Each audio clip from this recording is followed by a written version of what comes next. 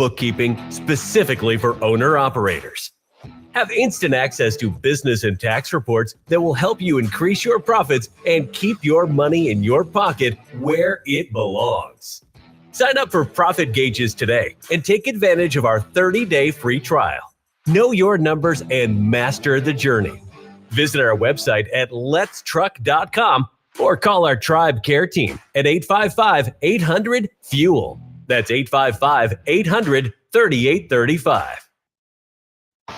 Your money, your taxes, your truck, and your road to success in the trucking industry. This is Trucking Business and Beyond, the show that puts the money where it belongs, back in your pocket.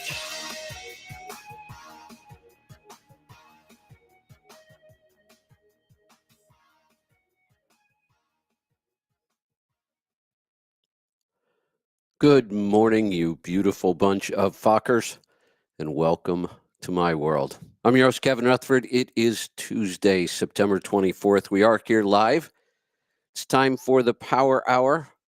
I have Bruce and Eric with me. I understand Leroy is busy on a truck, so we'll have to struggle through without him today. Let's just get right to it this morning. I'm gonna bring Bruce in. Bruce, good morning. Good morning, Kevin. How are you today? Good. Started my day again with my cardio miracle. There you go. And now I'm going to enjoy my beef stick while people are talking. The beef stick that's in the purple wrapper. This is my absolute favorite beef stick ever. Which one's purple? What's the... I don't know. I can't. Doesn't say what the spices are. It should say something. It'll be like summer sausage, garlic, summer sausage, jalapeno. It's not jalapeno. That's green, and that's the only one I eat, so I don't know any of the others. Well, you got to try this one in the purple. Okay. I'll have to look to see what that one is. Somebody on my team should probably tell me here pretty quickly which one's purple. Okay. I'm not sure which one that is. Garlic. Aaron says it's garlic. So my neighbor, it's what? Garlic.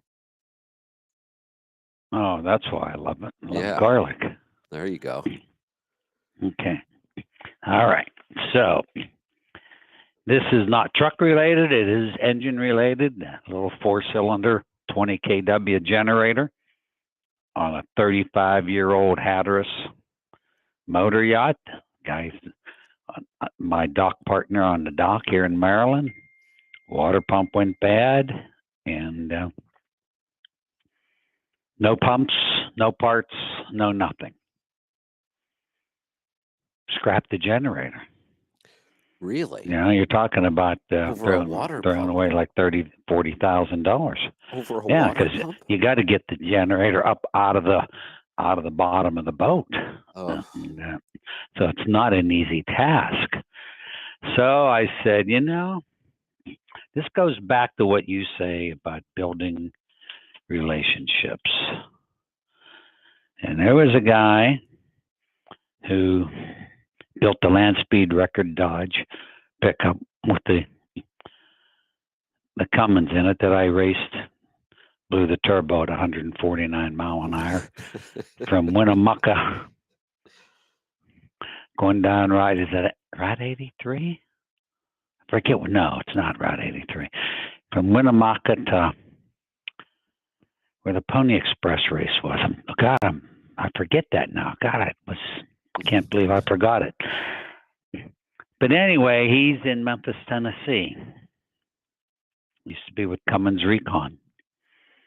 Now he's with an independent shop like ours that does Cummins in Detroit, and they do some tugboat repowering. I called him. I said, man, I need help for a good friend of mine. He said, I got an old guy. He rebuilds all these old water pumps. Send it to me. Really? So we did 9 days. 9 days later, we get it back and put it on, started the generator, no leak. Wow. He left for an 11-day cruise, came back, still no leaking. He was gone over Labor Day for 5 days, no leaks. So there you go. You just don't give up. You just can't give up just because you have something old. Yeah. No, that's a good point. Something. Or I had an Something. experience And I yesterday. just had a get.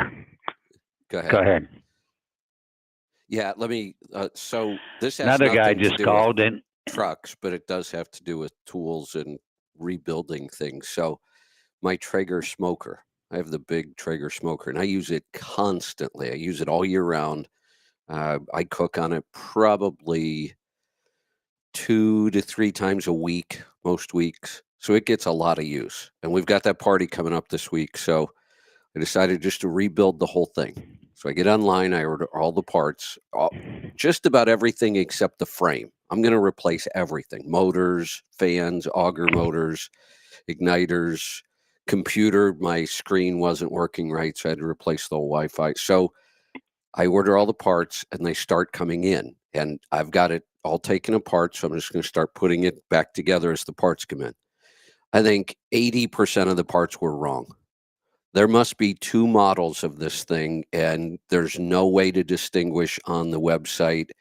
The computer comes in, it fits where it belongs, but none of the wiring is right. And I looked at it and thought, could I possibly rewire all this? And then I thought, no, that's a bad idea.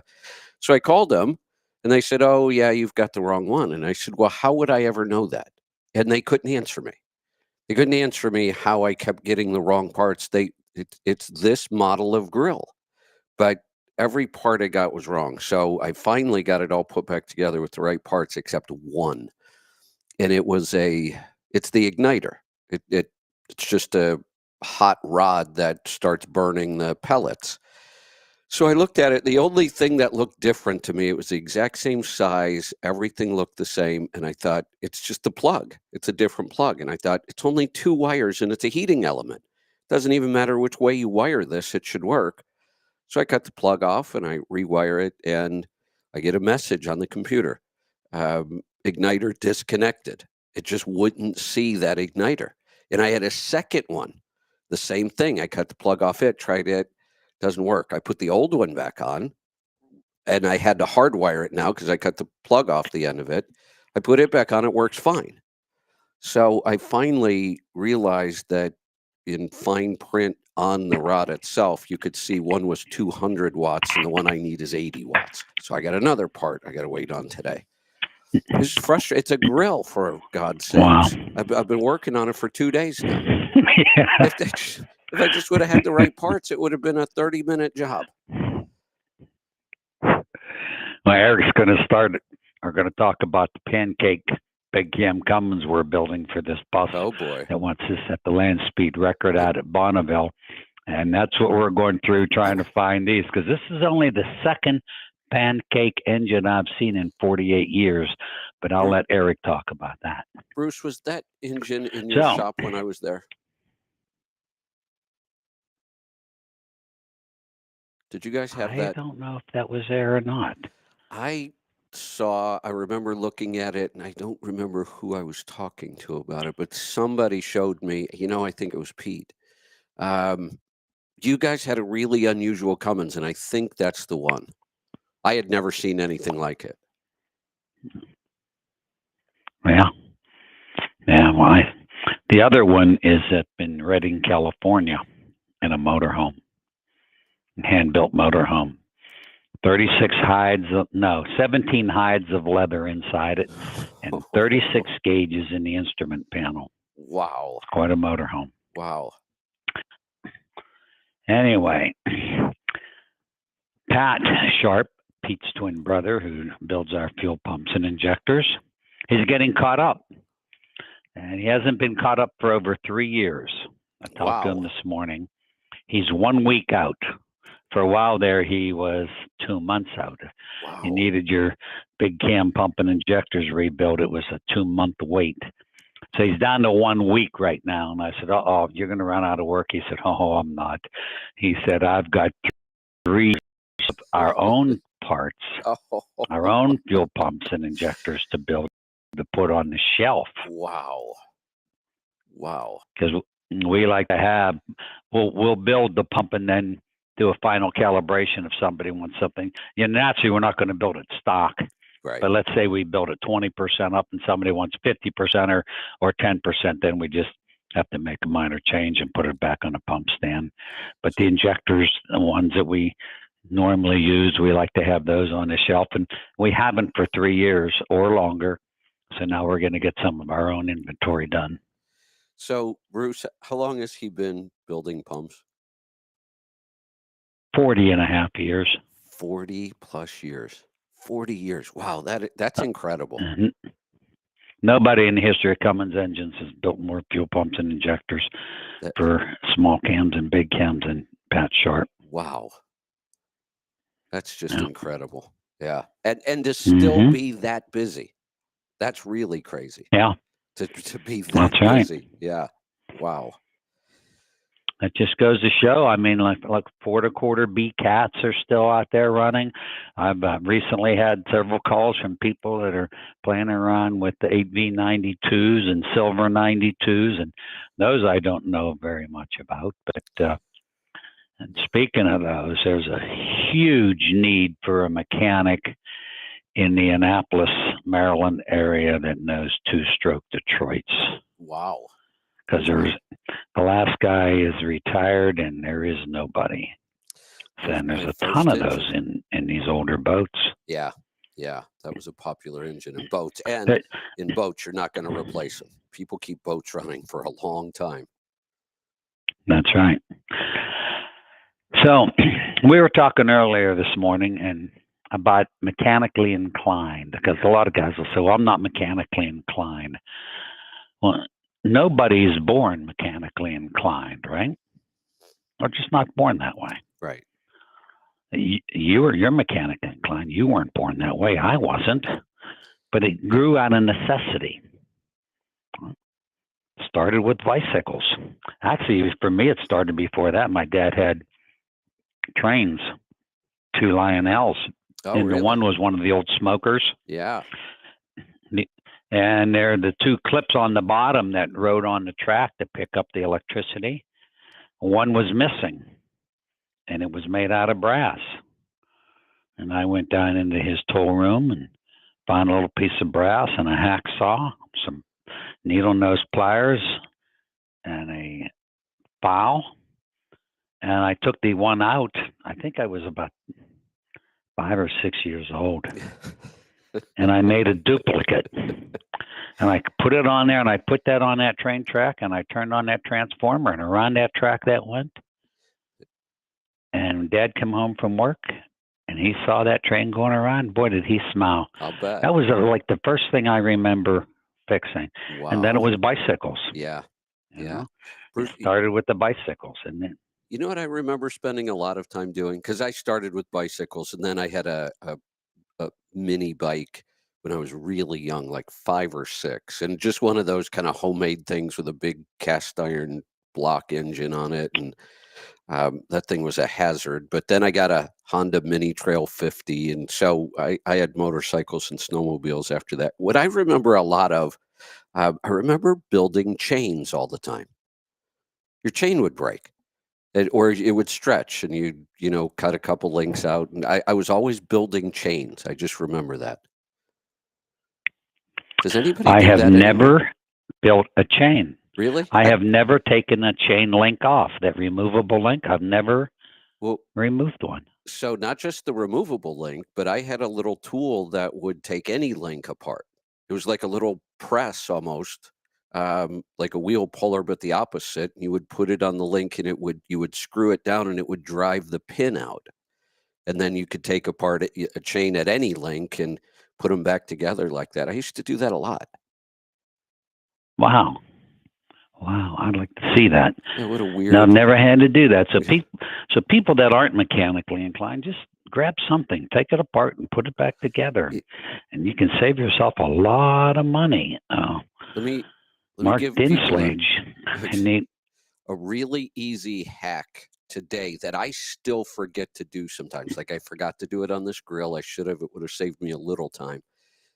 You've got a phone with a camera in your pocket. Take pictures of everything while you're taking it apart. it will save you a lot Yeah. of time when you go to put it back together. So Mark Dinslade sent me an email, and his 13-speed, the shifter was hanging up. Let me see if I can find it. And the garage he went into, because he doesn't get over our way, he's most of the time out around Arizona to Oklahoma. They quoted him some pretty high numbers, like $3,800 or $3,500 to rebuild the tail shaft and the overdrive part of the 13-speed. He decided to buy an O-ring kit for $37 and took it apart, fixed it himself for $37. Wow.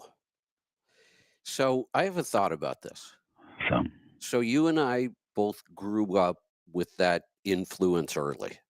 And you know, we were rewarded for it. Like you said, you fixed something, your dad came home, he was happy. I remember that same experience with my dad. I was always with him in the garage. I think I feel about music the way some people feel about fixing things. I love music. I wish I could play music. I've always said at some point I'm going to learn how to play the piano. Maybe it's when I kind of semi-retire, but it kind of freaks me out. I almost hesitate to try it because I hate to fail at anything, and I don't know if my mind works that way. Music to me seems like a big mystery. I don't get it. I envy people who understand it. I wonder if it's the same. I'm sure people feel that way about an engine or working on something. And I read a book once. I wish I could remember what this book was. And what it talked about was that kind of what you were saying, Bruce. None of us are really born with any of these skills. We might be born, maybe our brain's wired a little differently so that we understand music better, or mechanics better, or art, or whatever it might be. But they actually showed that the people who get to the top of any field, the absolute best in their field, nobody can find any natural advantage that they had. Maybe in sports, a certain height or something like that. But what they said was these people were just exposed to it very early and stuck with it and did it over and over and over and over. And they just get really good at it. That, you know, people with natural abilities, if they don't develop them, they're not going anywhere with that. I mean, natural ability, if you have some, doesn't take you very far. You've got to get in there and do it. Like you said, just take something apart. I should just start, you know, learning how to read music, I guess. But I wish I could remember that book because it was really good. It was more about you could be good at anything if you just put in the work.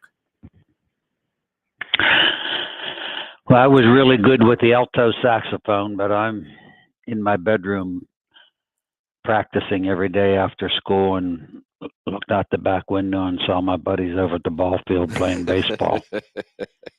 That's what would have happened to me. There was no way you would have kept me inside. And I loved baseball, so I gave up the saxophone for baseball. And then I gave up the golf clubs because we used to play. It was $1 to play all day at Sandy Hill. We'd play 36 holes for $1. Mother would drop us off in the morning, pick us up right before dinner. And I was pretty good at golf. Were you really? But then I turned 16 and discovered the internal combustion engine. And that put away the golf clubs. There you go. Yep. All right. Let's see. I have one other thing. Sure. An Elmer, we have a new phone system. And it doesn't, whenever somebody leaves you a voicemail, it doesn't show you the number, but it tells you the number. But if you don't get it all, because sometimes it's too fast, you go back and you hit number 4 and it gives you the message again, but it doesn't give you the phone number. So Elmer Bloom from Winnemucca, Nevada, which is near Battle Mountain. And that's where we used to have the Pony Express race from Battle Mountain to Austin. I think it was Austin. So if anybody knows Elmer Bloom and knows his phone number, please call me with it. Or call him and tell him to call me back. So all I know is it's 775 and then it's a 6. That's all I got of the phone number. So you don't have him in your record somewhere, maybe? We do not. Okay. Angie, So if you get a chance, check in our records. See, it's possible he's one of our customers too. Maybe we have a phone number for him somewhere. We'll check. mhm. Eric, That's a good idea. good morning. Thank you. Morning, guys. How are you? Good. What's on your mind today? Well, I was going to talk about the truck stuff, but since you guys brought up some other things, I wanted just to shed a little bit of insight on my personal experience. Music is not daunting at all. I mean, it's repetition. I played 4 instruments growing up, and I was forced to at age 6. I started playing a piano, and I took 8 years of piano lessons, and I played the guitar, the clarinet, the saxophone. Wow. And I have read studies before where it does link people to, earlier development leads to later development in life too, with, everything that they do. And it's from repetition. Yeah. Music Yeah. can be a little bit intimidating, but once you figure out how to read it, it's all the same. It's so easy once you figure out the sheet music. It's not See, bad at all. Yeah. See, And the same thing as Bruce. I don't know why Go I'm ahead. saying, and then I think about this because, like I said, I love music. If I could play an instrument, it would be the piano. I love piano, but I start thinking about, well, how does the guy playing the drums how do you write music for drums? That seems so complicated to me. And how do you write music for all these different instruments? It's just when you don't know rhythm. something at all, it just feels overwhelming to me. Most of the drummers I know just play by feel or like See by that sound. I They don't just even show up understand here. that. Yeah. Yeah, they understand rhythm and they understand tempo and speed, and they kind of just wing it really. And a lot of good guitarists are like that too. My niece just married a gentleman this year. Uh, I'll give him a shout out, Jonas Fair, if he's listening. The most talented guitar player I have ever met in my entire life. He's opened up for Molly Hatchet, Wow. a couple other big bands. Robin Trower, I think he opened up for. He's played at the Whiskey Go Go out in L.A. Yeah. Just all over. The kid just literally picks up a guitar when we have family functions and just starts wailing. And I'm like, just You kid, like the talent just oozes out of him. Some people Yeah. just have it, but it's from repetition. One of the one of my favorite nights out when I lived in Orlando, there was a place down on a Disney property. And they had a fantastic seafood restaurant that I absolutely loved. And then you walked right down the boardwalk to this little bar called Jelly Rolls. Yeah, and it's an interesting Yeah. story because I've talked about Bruce Williams was a talk show host, and it's how I got interested in talk radio. And my show is kind of modeled after Bruce's show. He did a very similar. He answered a lot of business questions. He was really big into real estate. He could answer all kinds of real estate questions. Just a fantastic show, and I listened to it for decades. He owned Jelly Rolls with his son, and it was a piano bar. So they had it was called dueling pianos. They had 2 big grand pianos up on the stage, and the audience would request songs, and these guys just play the piano and sing. And so his son was one of the piano players, still is. Last time I was down there, he still owned it. His son owns it and was still playing there. But it's amazing. These guys take requests, songs all over the board, and they just play everything from memory. There's no music anywhere. They take requests, they start playing, and they're such talented entertainers. Like one guy will be playing the piano and the other one will start banging the lid of his baby grand piano like a drum. Yeah, and it was a really good time, but I was just amazed at how much music they could play from memory. It is, and it's all from repetition. That's all it is. Just and the same thing with mechanical Yeah. inclination. It's something you start out early. Like Bruce and I were talking a little bit earlier, and when I was 8 years old, I spent the whole summer with my grandparents, and I was usually at home all the time. But that whole summer, the only time I went home was to go to Catholic mass with my family because my grandparents were Lutheran. Other than that, I spent the entire summer vacation out there at 8 years old. And I learned a lot, about tractors, Yeah. about he wasn't really a farmer. He was a retired trucking company, but tinkering, Right. furnaces and mechanics, changing oil and hydraulics. And he decided to build me a go-kart. And we bought a dirt bike and cannibalized it with a lawnmower. And we made this dirt bike or a go-kart out of a dirt bike and a lawnmower. And that winter, actually, when he went to Florida, somebody broke in and stole the engine off of it. So I ended up getting a brand new Briggs & Stratton 8 horsepower with electric start with a centrifugal Oh, clutch. So I thought, like, this is great. yeah.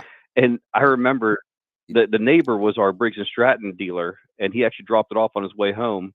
And there was this big cardboard box on the front porch. So I pulled the cover off, and I'm looking at it, and I saw a wing nut, so I unscrewed it and pulled the air cleaner lid off and the air cleaner, and I started pulling the carburetor off. And my grandpa came out, and he goes, "What are you doing?"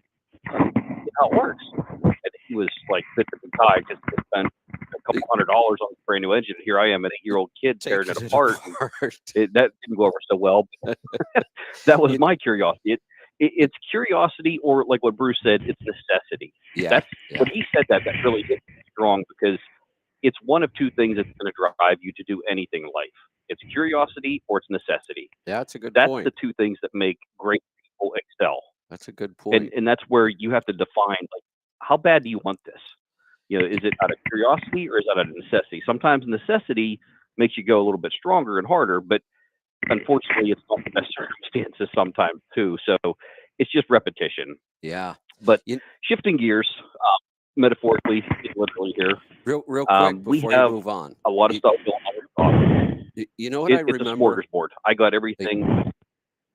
Hey, Eric, Yep. before you move on, you know what I remember about Yeah. that engine? Because that's what I built that first little mini bike out of, a Briggs & Stratton, those, cast iron blocks and the centrifugal clutch. Yep. Remember the sound that clutch made? That's what I remember about those engines. Yeah. It was a very, very distinct sound that the clutch itself made. Mine had a clackety noise to it. They had a very distinct sound that I haven't heard since then. It was the centrifugal clutch. It was kind of clackety, but then it had almost this metal ring to it as it was spinning. I just remember being Like a bell. yeah, like a really unique sound. Yep. All right. It's funny you say that, because when I was in my early 20s, I built a couple custom chopper bikes, and one of them had an exposed belt drive, the dry belt, and it had weighted clutches in it that made that clackety noise. And my Yeah. first Ducati I ever heard of, the same thing, and it brought me back to childhood memories of that go-kart just from a sound. Yep. It's so that's Distinct. funny. Yeah. You just brought up a good memory for me. Yeah. Good. Good. But in the shop, we are all over the place. I mean, we have stuff in here from before I was born till up until present right now. We have a big cam back there. We're putting in a 1988 Max Superliner. We just did a full out of frame rebuild on it, machine work to the block, the heads, we replaced the heads, but the block, the crank, everything. Have to make some custom brackets. There's some brackets that we had that weren't exactly fitting, and some of the older stuff in the truck was bent, and just a little bit of TLC on it, but it should be ready to go here soon. We have that bus engine that, if you're following us on Facebook or any kind of social media platform, Jordan's been doing a great job on these reels, these Facebook reels. They're short little 60-second or less videos. And he's got some really cool ones about this pancake engine. So when we talk about it on the show, I understand it's really hard to visualize for a lot of people out there. Like, I don't get how this, if you watch our reels, you'll see it. They built this exoskeleton frame. It almost looks like a jungle gym for like an engineer. And the engine is in there the way it's going to be mounted in the bus on its side. Well, we made it fully functioning. There is a throttle shaft coming out. There is a keyed ignition switch. There's working gauges. There is a battery tray. There is going to be a fuel supply system going to it, and its own radiator with fan. So this guy wants to actually take this back home and fire it up for his friends before he puts it in the bus. So we were kind of joking around and maybe going to bolt a seat and a steering wheel to it too, to make it look like a real driving simulator. But it is so fascinating how these things work, and it just goes back to your necessity or curiosity type thing. But if you guys are curious out there about this thing, check out our Facebook and our social media platforms, specifically the reels, the short videos. It's amazing what this engine, how it's configured, and what those guys have done back there. It's really great work. And also moving into the newer stuff. We just recently had a newer Volvo in here with a D13 engine that we were doing the overhead on. So we are now tooled and staffed for some lighter stuff with the Volvos. We're starting to progress into the future. Doesn't take a whole lot. It's just a whole different process, and it's kind of like what you were saying with the music. Like it seems like how do drummers do it versus piano? Well, the Volvo is the same principle here. It's still an overhead. It's just completely different format than what you would set like a Cummins or a Detroit to. It has some similarities to a Detroit because it takes two guys to actually do this. You have to have one guy on the bottom of the engine barring it over while the guy up top tells him when to stop. And then you set 3 cylinders at one time, and the numbers are actually written on a camshaft of what you're setting at each individual time. They don't necessarily have fuel injectors. They have fuel pumps is what they refer to them as. And you'll set like 3 cylinders of this and 1 cylinder of the Jake. And it's a different format. But once you do one, it wasn't that bad. So we're going to venture into it. Leroy is currently doing a Volvo tune right now. It's one of our newer ones that we're doing. So that's why he's going to be hopefully joining us later on in the show, but I'm not 100% sure. But he should be hopefully here later on to discuss that too. But just big strides with modern technology and older stuff. Just one of the reasons why I like it here. It's not like a cookie cutter. Yeah. I don't feel like I'm in a factory. Yeah, not Doing the even same close. thing, making a widget every day. I need this. This is my personality where I need to have different stuff, different angles, different people.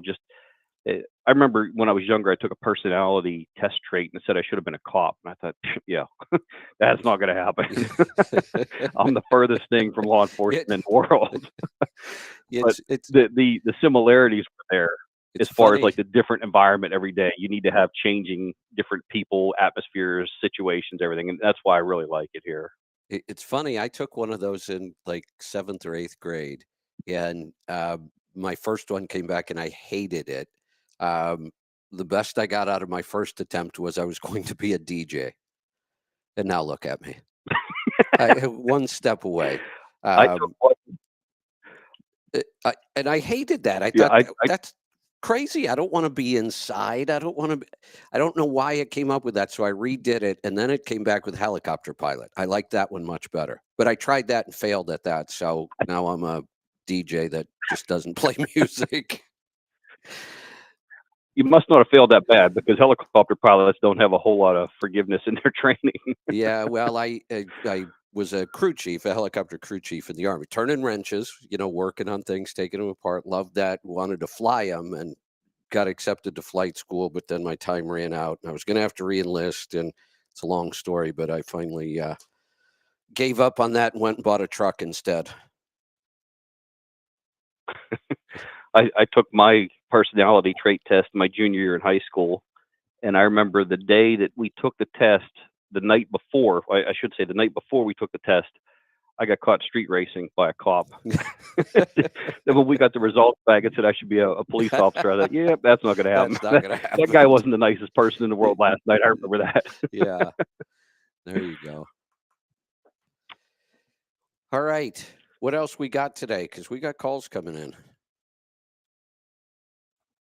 I'm ready for some calls. That's all I have here. All right. I've got one more thing I want to go over with you and Bruce.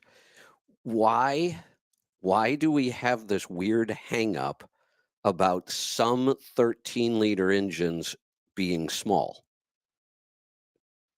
And here's the example. I was helping somebody spec a Freightliner, and they were in a weight-sensitive operation.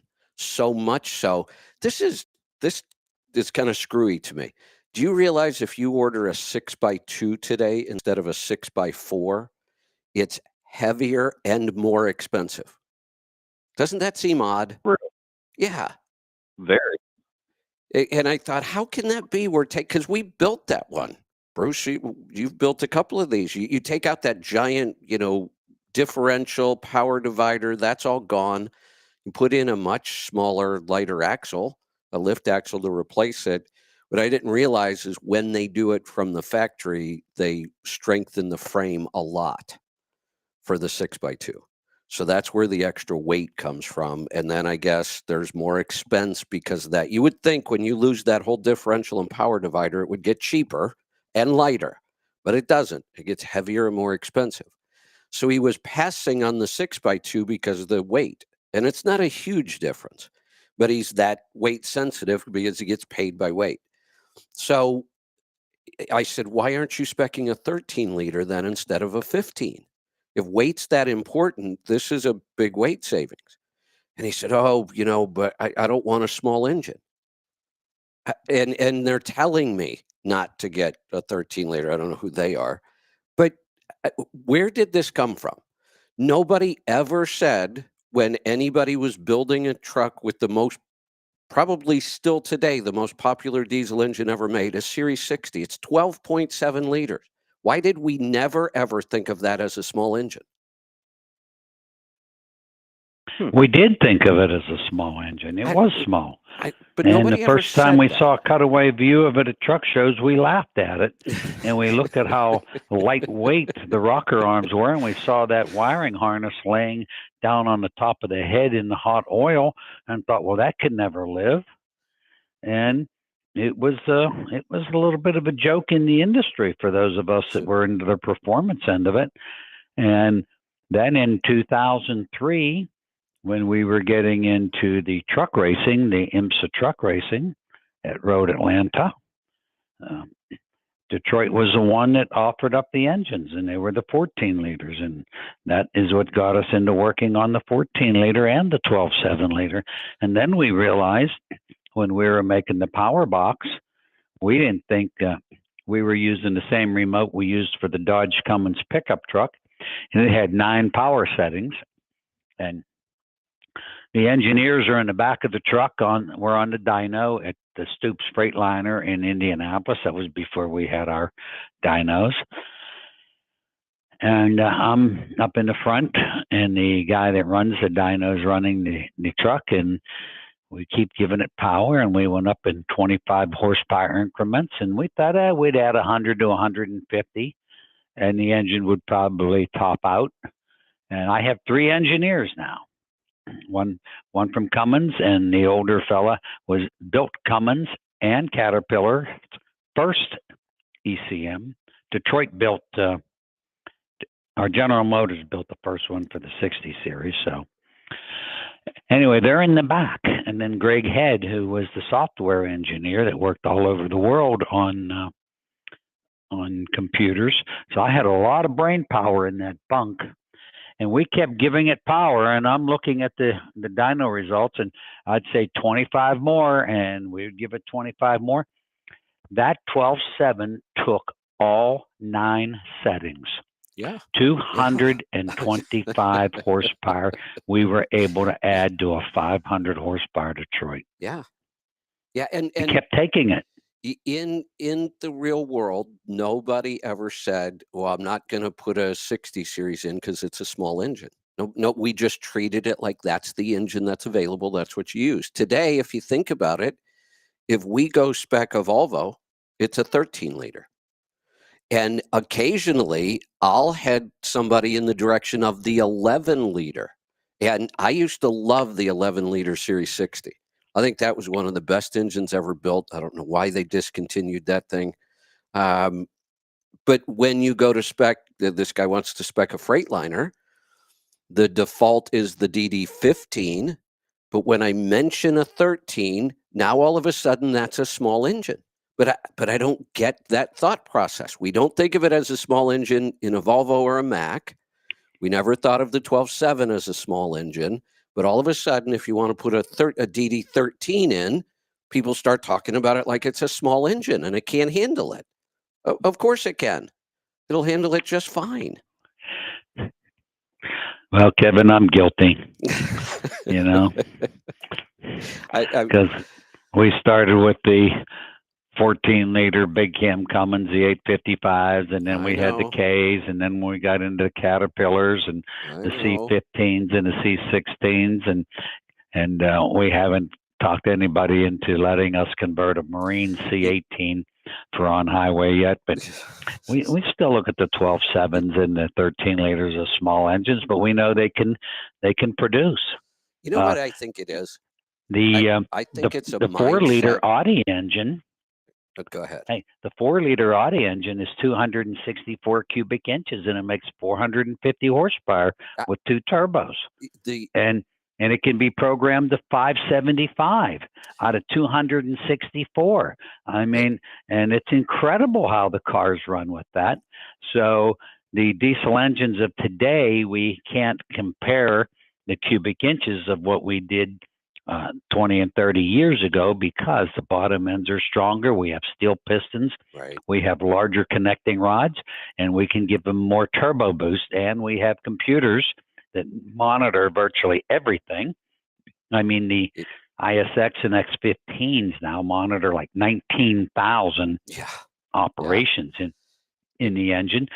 So between the computers and today's turbochargers and the stronger bottom ends, and a lot of this became possible. Remember when engineers had to draw everything out on a table, and it took weeks, and then they got the CAD cam, and then they could draw it in a matter of hours, and now they can simulate things where before you would spend years to develop an engine, and now you do it in days.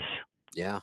You know what I think it might it be is? a little longer than days, but I think it's a holdover from guys like the three of us, because we grew up building big block engines.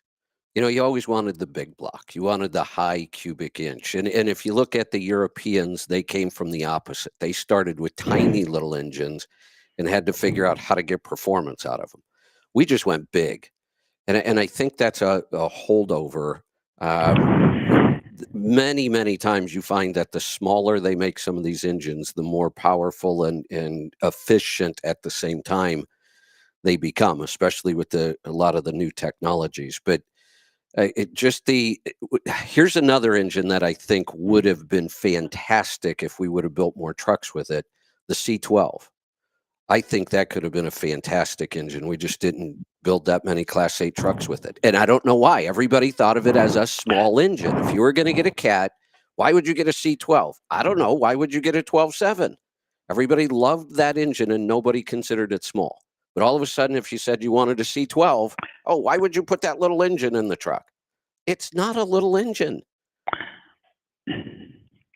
Well, but see, you thought a little differently than most people. You were always thinking fuel mileage. Most of us were thinking horsepower and torque.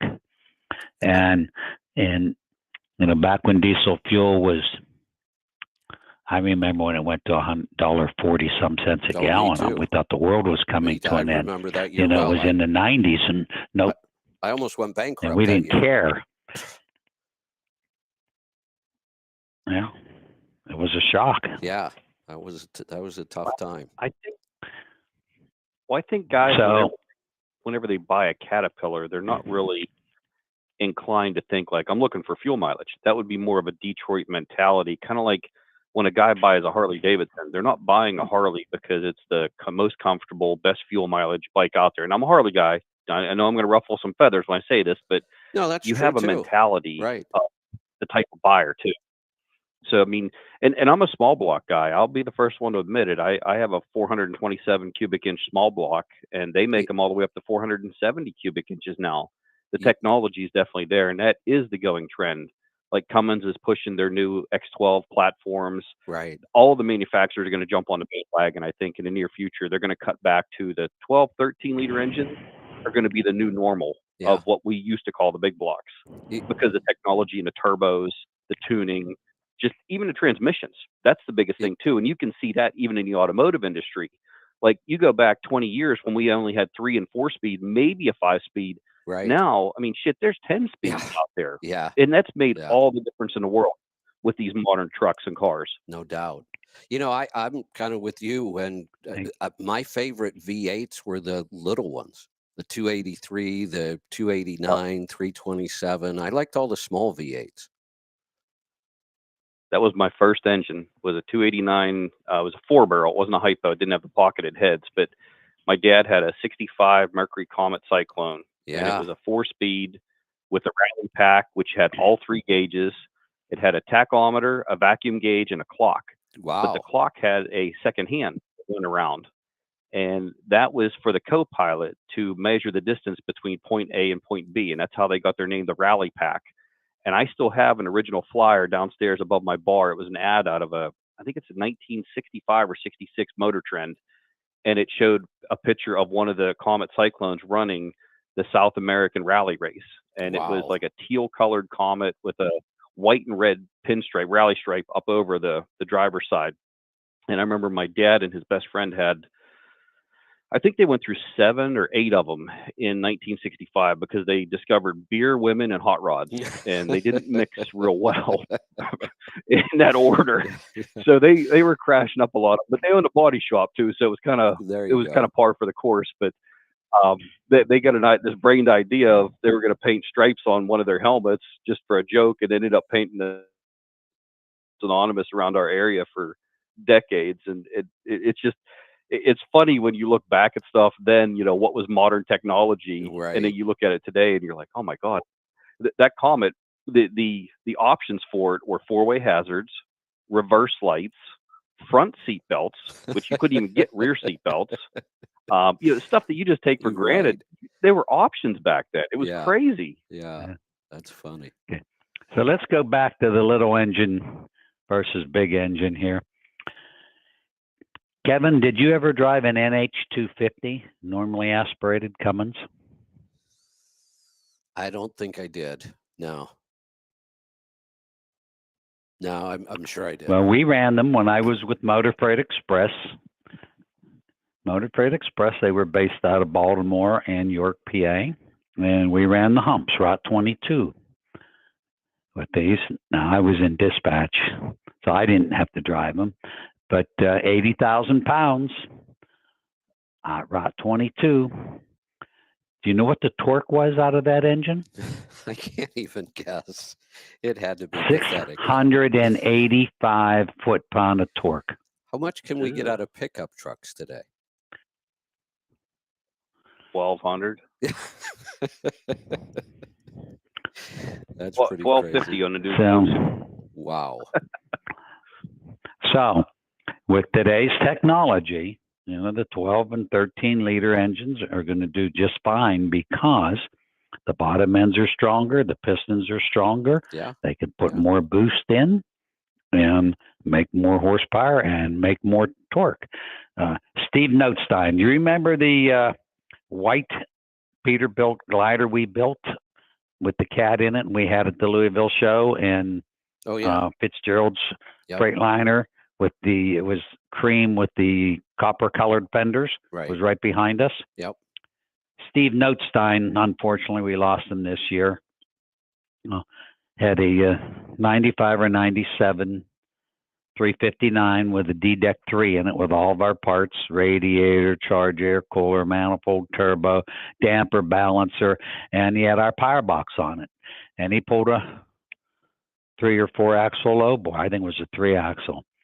And he called me because he lived between Cincinnati and Louisville. He said, how are you going to get that truck to the Louisville show? I said, we haven't figured that out yet. He said, well, I'm coming up and I'm going to haul it. Go down with him. And so, mind you, we just had the truck on the trailer. So we were he said around 70,000 pounds.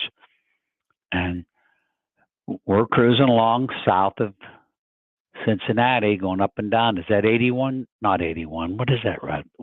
77? Doesn't matter. And we're going up and down the hills, and the speed isn't changing on this little D-Deck 312.7. And I looked over at him. I said, this thing runs pretty good. First time I rode in a 12.7 with a load on it. He said, Bruce, it runs this good at 125,000 pounds too. There you go. That's when I started to become a believer that, yes, we could take these little engines and make them run good. Good. All right. So enough of that. I've got one more thing. It's a mindset. It is. It's a mindset. So Yep. I got one more thing, then we're going to get to calls. Bruce, I have another food from our store you should try if you haven't tried yet. Have you tried any of our soups? No. So we have a Debbie makes a great soup. So yeah. So and I love soup. I can make all kinds of different soup. I love making soup in the wintertime. But these, so it's True Primal is the company.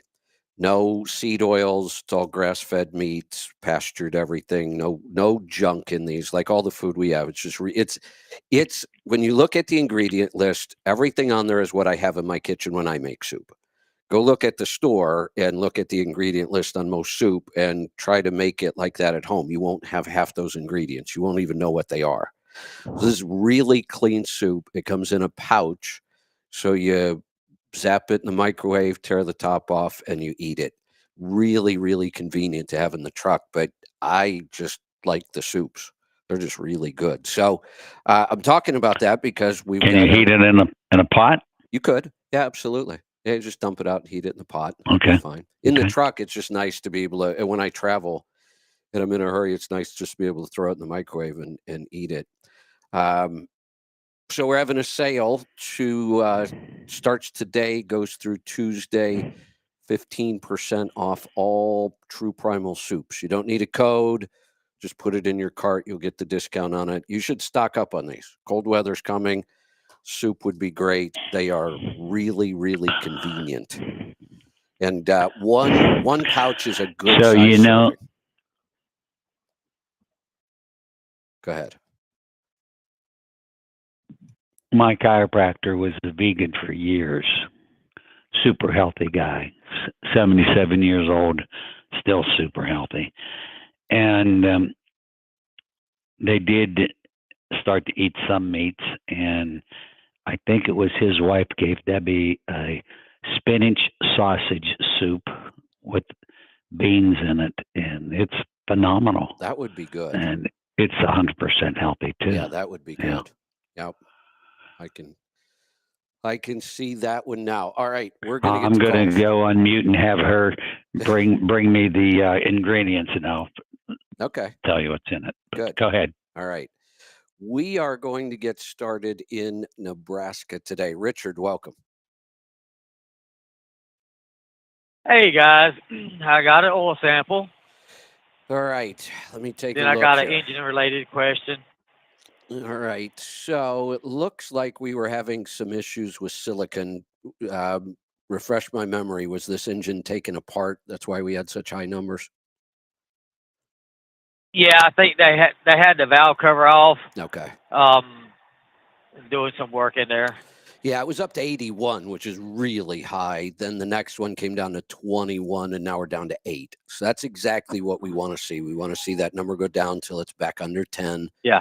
That's completely normal.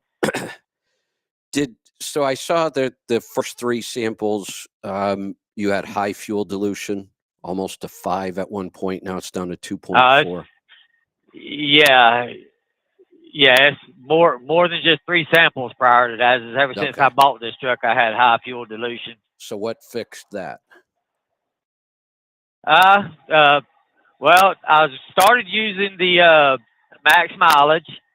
Nothing changed on that because I've been using the max mileage for quite a while now. But when I started using that Flashpoint, I was about to buy injectors for this thing, and I started using the Flashpoint, and I had done my oil sample. That's when I called in last oil sample, called into the show. Before I called in, though, I got thinking, was my fuel dilution is down, and I'm wondering if it has anything to do with the Flashpoint. You're telling me but apparently it does, because it's still down. You did nothing mechanical to this. You didn't replace injectors Nope, nothing. Hey, all Eric, I did was put Flashpoint in it. Eric, I don't know if Bruce is back yet. Does this seem kind of crazy to you? I mean, that's a pretty big deal. No, I'm here. Bruce, I'm here. I'm looking at an oil sample, Bruce, and he has had high fuel dilution since he owned this truck. He said, I'm looking at 5 total samples of history here. If I go back to September of 2023, a year ago, it was 4.4.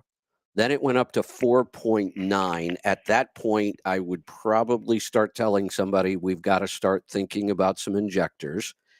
Then it went to 4.5. Then it went to 2.4, which is completely normal. On an OPS sample, if it's under 3, I consider it just normal. And he's at 2.4 again on his latest sample. I would have said, well, you replaced injectors, except he didn't. What he started was the flashpoint.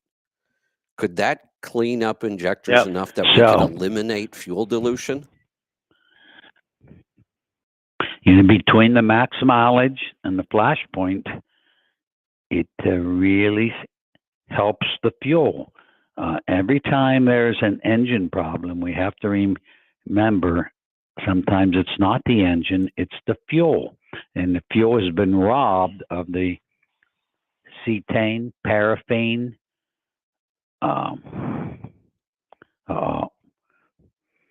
what is it?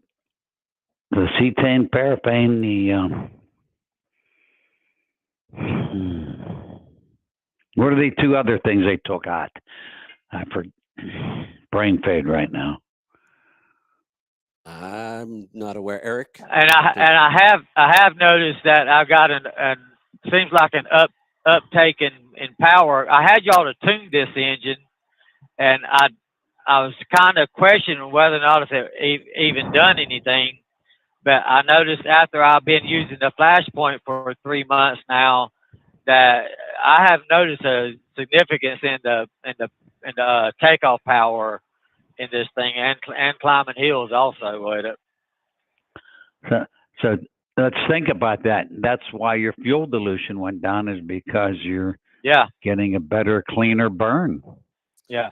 So would this affect? Yeah, it is. Would this affect the combustion as far as like the rings? If there's any carbon packing on the rings, would it help with the what is that manometer test? Blow-by. Yeah, would it help with that as far as compression? Sure it will. Yeah. Okay. But it's I wish I would have done a manometer test before I started using this. Had I known that this would have affected it that much, because I would like to see what this would be after the effect. Well, here's the thing. I mean, Eric, now when you're looking at, we have a really clear indicator that Eric, something big happened here, because I can't think of another truck in history that I've ever worked with that had that kind of fuel dilution and then it went away without injectors. I don't know that I've ever seen that happen before.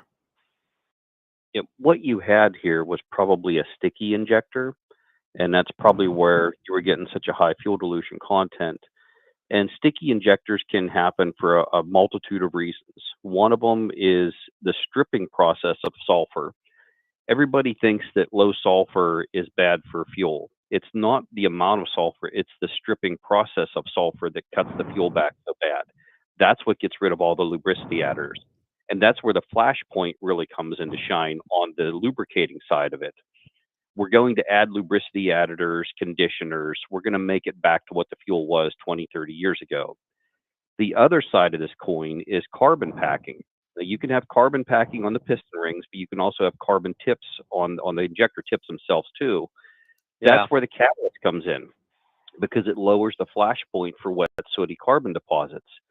So, and it lowers it by 300 degrees. So not only are you making a more efficient and effective burn in the combustion chamber when the fuel and air mixture is firing, but you're also getting rid of all the other carbon and soot in that area, which would be on the tip of the injector, on the lip of the valves or the face of the valves, on the top compression rings, everywhere in there. So you're cleaning up the entire combustion chamber, not just the air-fuel ratio mixture. And because it lowers that flash point for fuel molecules or to actually ignite after the piston fires and the piston and the rod are on their downstroke, you still have fuel and air particles floating around in that combustion chamber, because no engine out there is 100% efficient. Because you still have heat in there too, it'll reignite those air and fuel molecules.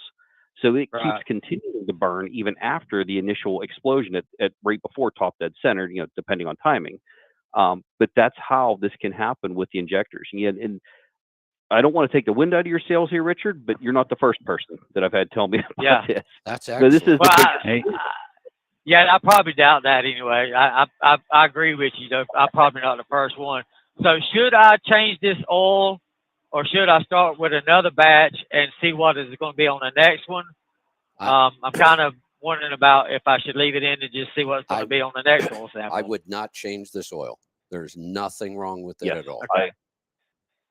this Okay. oil looks perfect to Yep. me. Yep. Do not Okay, change good. that. So I got another 12.7 that's in a 03 T600 Kenworth. I'm not driving the truck, but I'm fixing to get ready to drive that truck because I'm going to restore this one that I'm in. But I had a Jake brake issue with it, and the only Jake that I would have out of it was 1 and 2, but 2 seemed like it was in the 1 setting. It was that low. Number 3 did not work at all. So I took it into a shop. I called the shop before I took it to them, and I says, "Can y'all troubleshoot wiring diagnostics? Are y'all good at it?" "Yeah, we're good at it. We can figure out what's going on there." Okay, because if you're not good at it, I don't want to waste your time. I sure don't want to waste my time and my money. And they said, "Yeah, we're good at it." So $3,600 later, I still don't have Jake brakes. They did find that one of the Jake brake housing brackets, there's some tips that's come out that comes out of it. I don't know what they're hitting on, if it's a valve or whatever. But one of them, they're held in by a C-clip or that ring clip that you have to take off with a pair of pliers. That they're held in by that, and one of them was welded. So apparently that must have broke. So somebody just welded that piece in there. So the tip actually ended up breaking. I don't know if it's because of the weld or what. So instead of me just buying one Jake brake housing, they let me buy 2 Jake brake housings, and it didn't tell me, "Oh, you only need one because one's defective." So they said they went through the wiring, and since I've been charged $3,600 and no Jake brake, I'm wondering if they actually done that or not. They said all the wiring is good, but they told me that my truck did not come with Jake brakes from the factory. So I called Detroit, and they told me that engine did come with Jake brakes from the factory, and it was set in the ECM. And they said that somebody programmed Jake brakes when it didn't have it. And I told them, I said, Uh-oh. I don't know if that... Bruce, Eric, are you guys still hearing me? yeah, I can hear you. Okay. Did we lose Richard? I think we did. Richard? Line's still there, but I'm not hearing anything. All right. I think we lost that line. Eric said the word I was looking for. What's that? When they attacked diesel fuel twice back in the late 90s, it was the sulfur, aromatics, and paraffin that they robbed out of the fuel. There you go. Got it. All right. Well, that for me is interesting, Eric. I guess you guys have seen that before. That's my first where we had that kind of fuel dilution and solved it with 2 additives. I've never seen that.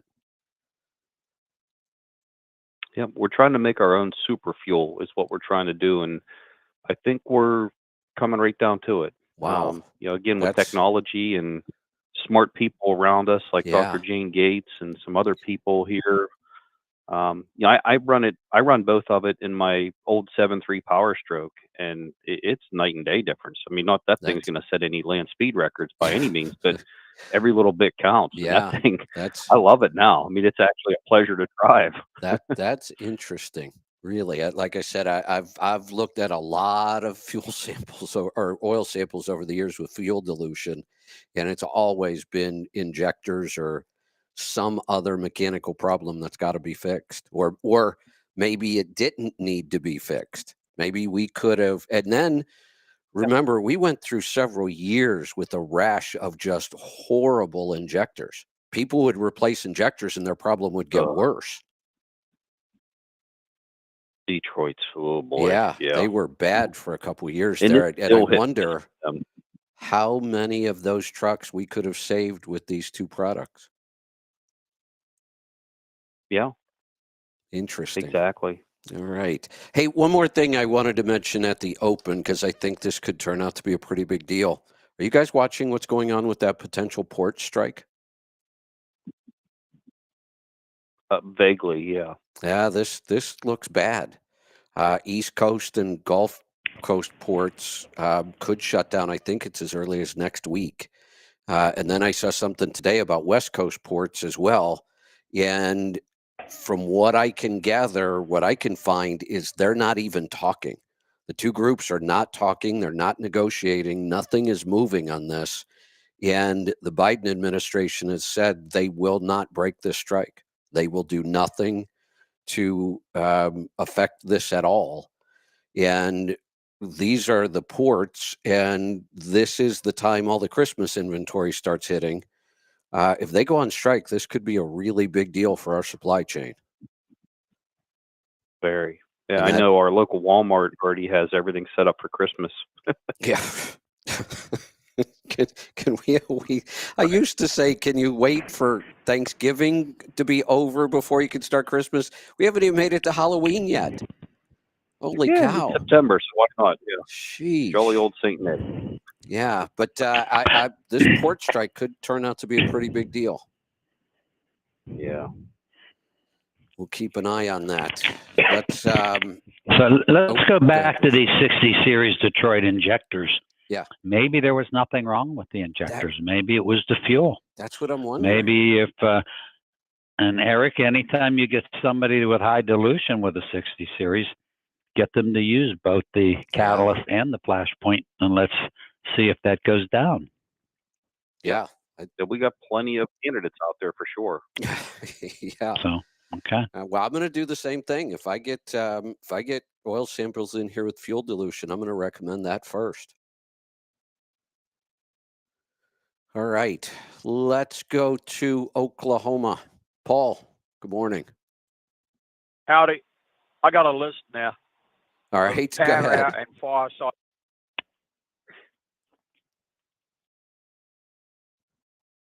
But, well, he just disappeared.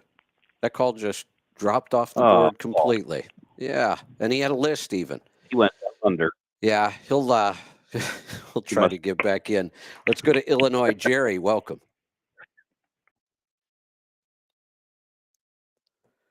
Now what's going on? Jerry? Let me put that one back in the queue, see if we can figure out what's going on with that, and I'll try this one. Let's go to Iowa. Talon, are you there? Let me try that one more time. Talon?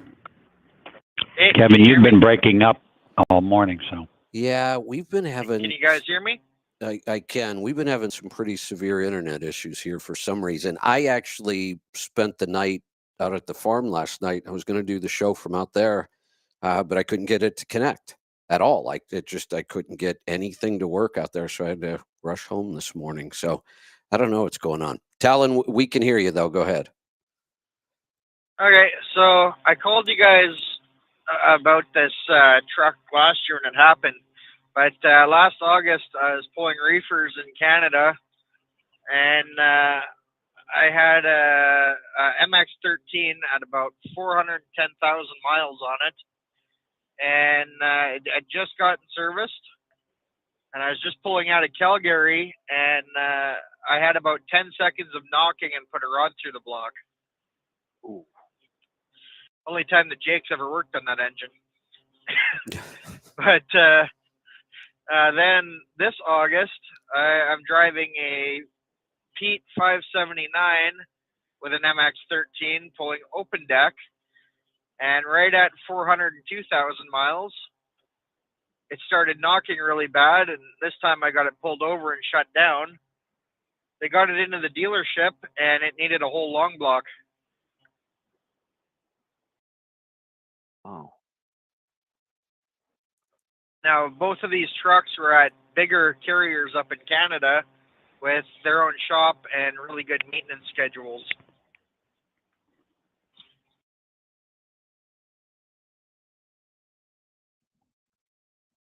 So I'm wondering if you guys have heard anything else like this, or if it's just pure coincidence, or what. I haven't. I have not heard anything like this. Me either. No, nor have I.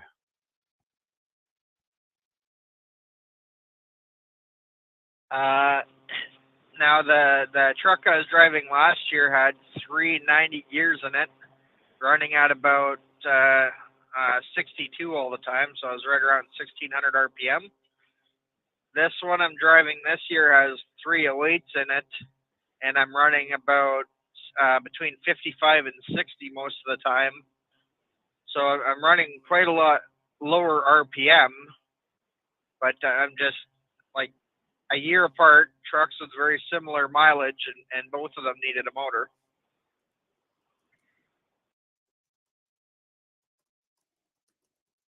What's your gross weight? When I was pulling reefer, I was around up to 102. I haven't been over 80,000 pounds pulling open deck with this truck.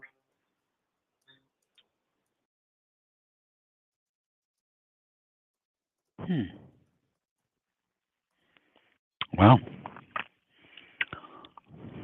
I'm sorry to hear that, but I can't say that I've ever heard anybody say they got such low miles and had these kind of issues out of the MX.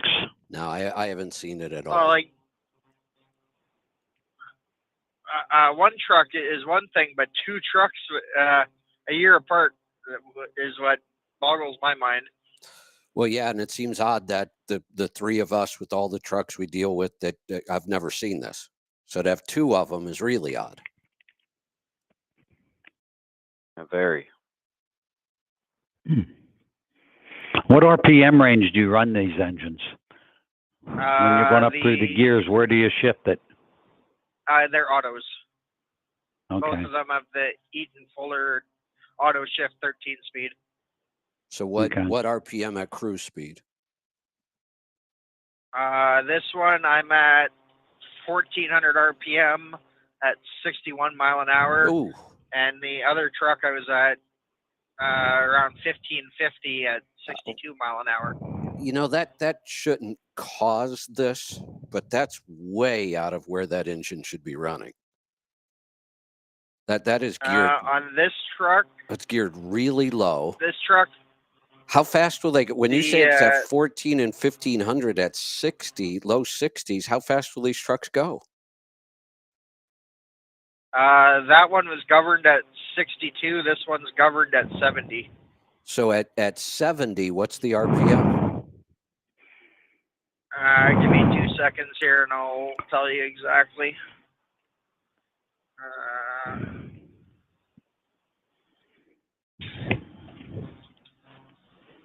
Just trying to get up there. Yeah. You had the 65 mile speed limit. Is that what it is up there? Or is it 60? This one's governed at 70, and at 70, I'm right at 1500 RPM. Yeah, that's awful. Because if you I know you weren't going that fast, but most drivers, if the truck will go 70, they'll run 70 just about everywhere. And to have that thing running 1500 all day when it should be running 11, I can't see that causing this problem, but I don't know who spec'd those. That's terrible. Well, the sweet spot on the gauge for this truck is between 11 and 1400. Like, that's what it says that it likes to run at. Yeah, and that's a pretty wide range. The closer we get to 11, the better off you're going to be. 1400 is, in my opinion, pushing it at cruise speed, and 15 plus is just way out of where this engine should be running. Like I said, I can't see why that would cause the problem. It's not that extreme. It's just a horrible way to run these trucks. Really bad for the emission systems to run them at that high RPM. Yeah, well, this truck did, before it blew up, it had the entire emissions replaced about 2 weeks before. Yeah, I'm not surprised. What gear ratios are in these things? Got to be like 3. This one. Go ahead. This one I was 308. told is a 308. Well, in that And then the other one had 390s in it. 390s, that makes more sense. That 308 must be a direct drive final. Possibly. No. I don't know about the transmission. No. No, I'll Bruce? tell you, Kevin. Here, Yeah, let me look up my. Calculate that give me those RPMs again on the one you're driving, or the one we were talking about. 60 RPM. I'm at 1300 right now. 60 miles an hour at 1300. Yeah. Because I thought before it was like 62 And at then, 14 something. At 70, I was at 1500 exactly. 70 at 1500. So Bruce, what does that work out to on that final gear? Single overdrive, maybe? I'm looking for my chart right now. We said we were going to stop using that term, and I just did it again.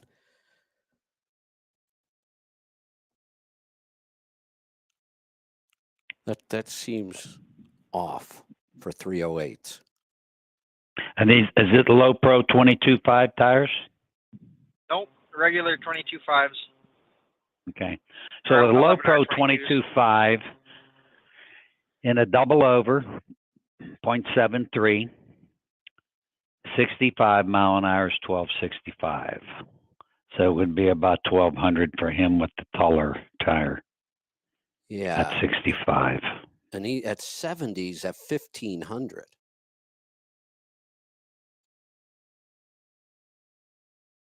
Well, 70 with a low pro, says double over 18 speed is 1340.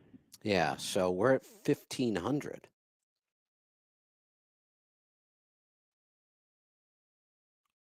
So it's either a 0.85, 0.86. Where does that work out to? Probably isn't direct. Must be like a 0.85 or a 0.86. That's just a horrible way to run these trucks. Oh, I agree. But I'm just a driver. I don't know anything as far as the shop is concerned, so they don't listen to me. What year are these trucks? This one is 21. I didn't even know that. The other one was 22. Or sorry, 2020. I guess I shouldn't be surprised by this too much, but I didn't even know anybody offered 390 gears anymore. The old company I worked for had a bunch of trucks that had 410s and a few that had 433s. Yeah, local Kevin, there's but boy, that's odd. There's some heavy haul trucks that are still running the 390s and the 410s. I try to talk them out of it. Yeah. Wow. In a modern truck, 390s is just an odd thing to see. And it's obviously not working out well. Our RGN fleet is running 355s. Yeah, see, on the RGN, I might see somebody doing 390. I wouldn't, but I could see it there. But this is just these are really odd trucks, and the results have not been good.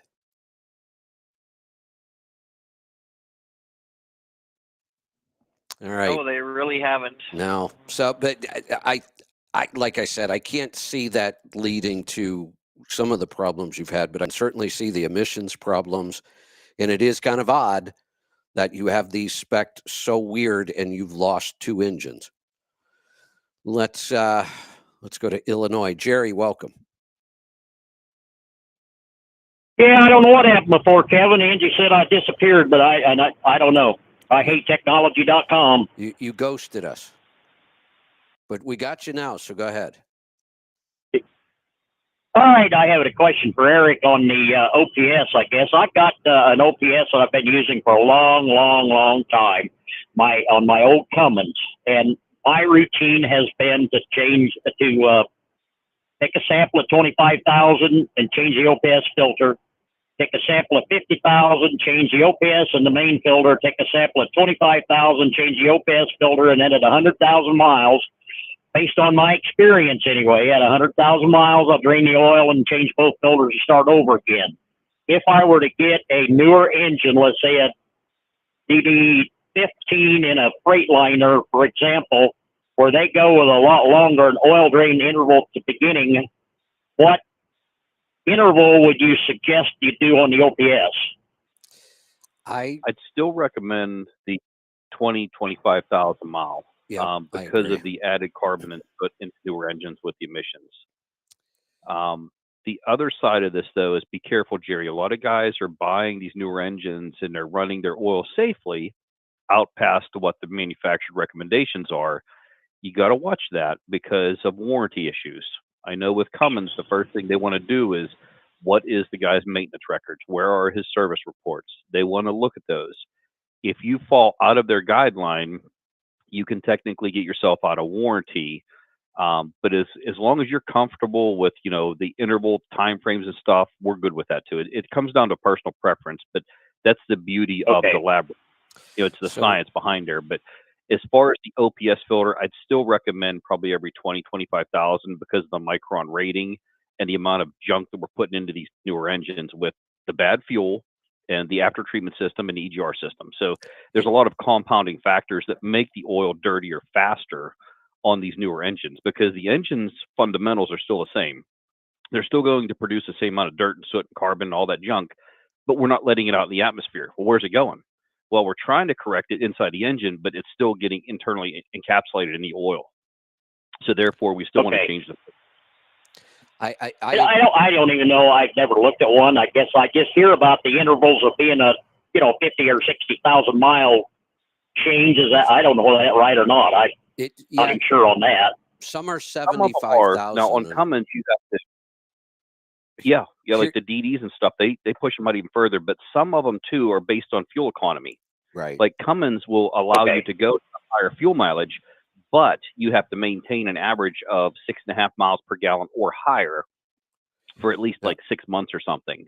If you're under like 5.5 mile per gallon, they'll only extend it out to like 35 or 40,000 miles. So there's different criterias you have to meet. So make sure you do your due diligence before you pick an engine to buy or a truck to buy, and make sure you stick by their guidelines if it's still under factory warranty. Now, if you're looking for like a new to me truck that's out of factory warranty, then the OPS is the way to go. Look at your lab reports, make your decision from there. But if it's a truck with warranty, make sure you still stick to their guidelines just until you're out of warranty, because God forbid anybody get caught and not have any warranty, because these things are not cheap. Here's what I would recommend. Let's say, that makes sense. Let's say we've got an engine that is 75,000 miles from the factory. The OEM approves of an oil change at 75,000. Here's the way I would do it. At 25 and 50, I would be doing the OPS filter and a sample. At 75, I would do all the filters and a sample, and I would only change oil when the sample told me I needed to change oil. And that would be a brand new truck. I would still do that because at this point, if they want to argue warranty, I have the best proof.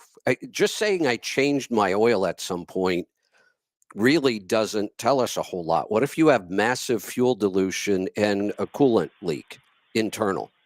And you let that oil go to 75,000 miles like the OEM says is okay without sampling it, you could wipe out an engine in 75,000 miles. But if we have oil samples every 25,000, they really can't argue the warranty. The oil is serviceable. It meets all their requirements. So as long as you're sampling every 25,000, I would go as long as you want on the actual oil change. Okay. Well, that kind of explains it. I just was curious what the criteria on that would be. And I in hell at 75,000 right now. I'm changing it at 100,000. So it's not that critical to go ahead maybe a couple times change it to prove to somebody you're doing it. But I would fully expect once you get out of warranty, it'll go farther than 100,000 on a newer engine, maybe. Oh, I could see. Can. I mean, much farther sometimes. I slightly disagree. I slightly disagree with the oil changes. I personally look at it in a different angle. I would probably change the oil whenever they recommend at the 75 or whatever mile interval, just because if it does come down to that, it's you versus an engine manufacturer. You have one attorney. They have probably a whole building full, and they're in the business to make everybody happy, but also to, make money too and make profit. So I understand what you're saying, Kevin, as far as like the oil, I have good background, and that's perfect. You can't have too much evidence, but I also kind of like to have a little bit of peace of mind. If I have to change my oil a little bit sooner, just so I sleep better at night, I'm willing to take that cost. Well, and I'll push back. Jerry, what's an oil change cost on this truck? Hell if I know. I do my own, and I don't know. I really don't know, Kevin. I haven't had a newer truck, and I do my own oil changes. So I would guess we're up in the 300 plus range, maybe 400, especially if you're doing synthetic, which you should be doing. That oil change gets expensive, really expensive. And here's why I'll push back on this. In all the years I've been doing oil analysis since the mid 90s, I can't think of a single story where somebody who had oil analysis had to pay for an engine themselves. Not one. First off, it's pretty rare that you're ever going to lose an engine. And if you lose an engine and you have oil samples and that oil has always been serviceable, there's no way they could win that case. Now, they could tie you up in court. I get all that, and all the lawyers, I hate all that crap. But I haven't seen it. It's not like it's common. I can't think of one case where somebody had to pay for their own engine and they had good oil samples to prove it wasn't an oil-related problem. And that's what the OEM would have to prove if they want to void your warranty. They would have to prove that oil was unserviceable. And all they require really is just you showing that you changed it every 75,000, which doesn't tell us anything. I'm going to give them samples. So it's so rare. And I just don't see the need to spend that $300, $400, $500 on an oil change when I have good oil in the engine and I can prove it. Right. Wouldn't they just void the warranty? It's just something I have to feel my way along. What's that, Eric? Wouldn't they just void the warranty though because you didn't follow their guidelines? They can't. There's a law about this. It's illegal. Now, like I said, just because something is illegal doesn't mean they can't tie you up in court and refuse to do it. They could do that, but the law states they have to prove what caused the engine to fail.